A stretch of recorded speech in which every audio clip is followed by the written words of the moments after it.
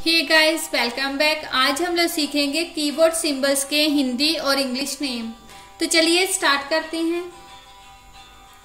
इसको हिंदी में बोलेंगे विषम बोधक चिन्ह और इंग्लिश में बोलते हैं एक्सक्लेमेशन पॉइंट। Exclamation point. इसको हिंदी में बोलेंगे ऐट चिन्ह और इंग्लिश में बोलते हैं एलिस, या फिर आप लोग बोल सकते हैं एट द रेट।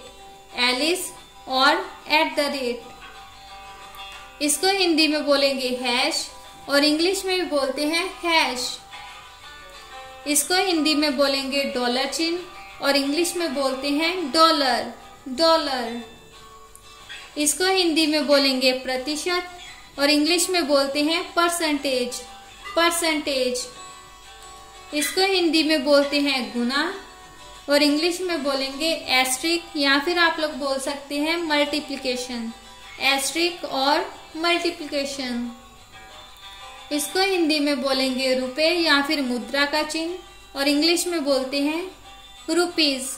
रुपीज। इसको हिंदी में बोलेंगे प्रश्न चिन्ह और इंग्लिश में बोलते हैं क्वेश्चन मार्क।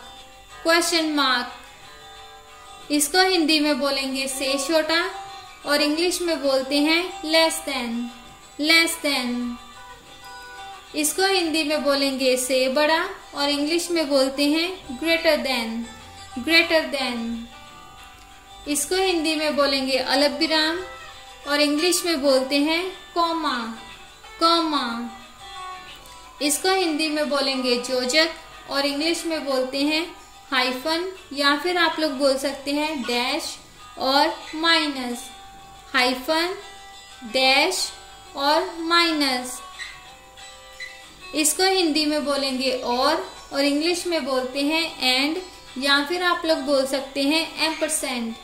एंड और एम्परसेंड। इसको हिंदी में बोलेंगे रेखांकन चिन्ह और इंग्लिश में बोलते हैं अंडरस्कोर। अंडरस्कोर। इसको हिंदी में बोलेंगे अर्धविराम चिन्ह और इंग्लिश में बोलेंगे सेमीकोलन। सेमीकोलन। इसको हिंदी में बोलेंगे अपूर्ण विराम चिन्ह और इंग्लिश में बोलेंगे कॉलन। कॉलन। इसको हिंदी में बोलेंगे अवतरण चिन्ह और इंग्लिश में बोलेंगे इन्वर्टेड कॉमा। Inverted comma. इसको हिंदी में बोलेंगे उद्धरण चिन्ह और इंग्लिश में बोलेंगे सिंगल कोट, या फिर आप लोग बोल सकते हैं एपोस्ट्रोफी। सिंगल कोट और एपोस्ट्रोफी। इसको हिंदी में बोलेंगे भाग और इंग्लिश में बोलेंगे फॉरवर्ड स्लैश। Forward slash. इसको हिंदी में बोलेंगे तिरछी रेखा और इंग्लिश में बोलेंगे बैकवर्ड स्लैश। Backward slash. इसको हिंदी में बोलेंगे खड़ी रेखा और इंग्लिश में बोलेंगे वर्टिकल बार। Vertical bar. इसको हिंदी में बोलेंगे टिल्डे और इंग्लिश में बोलते हैं टिल्ड। टिल्ड। इसको हिंदी में बोलेंगे दशमलव और इंग्लिश में बोलेंगे फुल स्टॉप, या फिर आप लोग बोल सकते हैं डॉट। फुल स्टॉप और डॉट। इसको हिंदी में बोलेंगे छोटा बड़ा कॉस्ट और इंग्लिश में बोलते हैं एंगल ब्रैकेट्स। Angle bracket. इसको हिंदी में बोलेंगे ओपन छोटा कॉस्ट और इंग्लिश में बोलेंगे ओपन पैरेंथेसिस। Open parenthesis. इसको हिंदी में बोलेंगे क्लोज छोटा कॉस्ट और इंग्लिश में बोलते हैं क्लोज पैरेंथेसिस। Close parenthesis. इसको हिंदी में बोलेंगे बड़ा कॉस्ट और इंग्लिश में बोलते हैं स्क्वायर ब्रैकेट। Square bracket. इसको हिंदी में बोलेंगे मझला कॉस्ट और इंग्लिश में बोलते हैं कर्ली ब्रेसेस। Curly braces.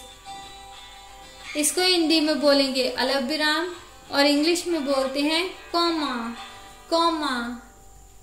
इसको हिंदी में बोलेंगे बराबर और इंग्लिश में बोलते हैं इक्वल। इक्वल। इसको हिंदी में बोलेंगे जोड़ और इंग्लिश में बोलते हैं प्लस। प्लस।